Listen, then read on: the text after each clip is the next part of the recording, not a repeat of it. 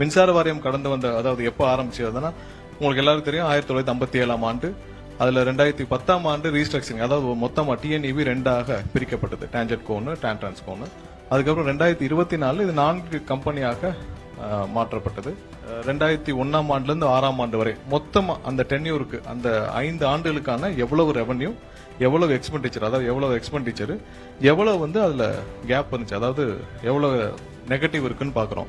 So 2001 ஆண்டுல 2006 ஆண்டு வரைக்கும் ரெவன்யூ 59,000 கோடி, செலவினங்கள் 67,000 கோடி அளவுக்கு இருந்திருக்கு. நம்மளுடைய நெகட்டிவ், அதாவது அதுல உள்ள கேப் பாத்தீங்கன்னா 8,355 கோடி. சோ ஒவ்வொரு ஆண்டும் அதே இதுல 2006, 2021 ஆண்டு, 2011 ஆண்டுகள் வரைக்கும் 92,734 கோடியாக இருந்த ரெவன்யூ. அதே நேரத்தில் எக்ஸ்பெண்டிச்சர் பாத்தீங்கன்னா 1,28,000 கோடியாக இருக்கு. அந்த பீரியட்ல ரெவன்யூ இன்க்ரீஸ்க்கு முக்கியமான ஒரு காரணம் அந்த டைம் டாரிஃப் ரிவிஷன் நடந்துச்சு. சோ இப்பெல்லாம் நீங்க ரெவன்யூ ஹைக் ஆறத பாத்தீங்கன்னா டாரிஃப் ரிவிஷன்லயும் அந்த ஹைக் நடந்திருக்கு. அதே நேரத்தில் 2011 ஆண்டு அந்த கேப் பாத்தீங்கன்னா 56,000 கோடி. சோ கடைசி 5 ஆண்டுகள் நம்ம 2021 இருந்து 26 வரைக்கும் பாத்தீங்கன்னா 4,97,000 கோடி மொத்த ரெவன்யூ நமக்கு டிஎன்இபிக்கு வந்திருக்கு. அதுல செலவினங்கள் எக்ஸ்பெண்டிச்சர் 5,32,443 கோடி, கேப் பாத்தீங்கன்னா 34,000 கோடி.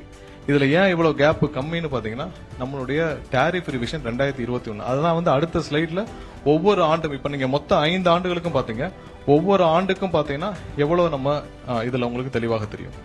இதுல பாத்தீங்கன்னா 2020-21 ஆண்டுக்கு 57,625 கோடியாக இருந்த ரெவன்யூ, அதாவது டோட்டல் டிஎன்இபியோட மொத்த ரெவன்யூல அப்படியே இன்க்ரீஸ் எவ்வளவுனா 65,447 கோடி இன்க்ரீஸ் ஆயிருக்கு. எதனால? Tariff revision. நம்ம 2022 நம்ம பண்ண டாரிஃப் ரிவிஷன்னால கிட்டத்தட்ட 100% மேல 65,447 கோடி நமக்கு புதிதாக ரெவன்யூ உள்ள வந்திருக்கு.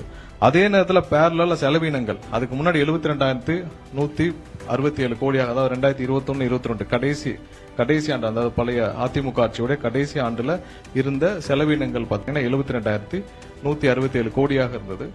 இந்த டாரிஃப் ரிவிஷனுக்கு அப்புறமும் நீங்க அந்த செலவினங்கள் 51,831 கோடி கூடி இருக்கு.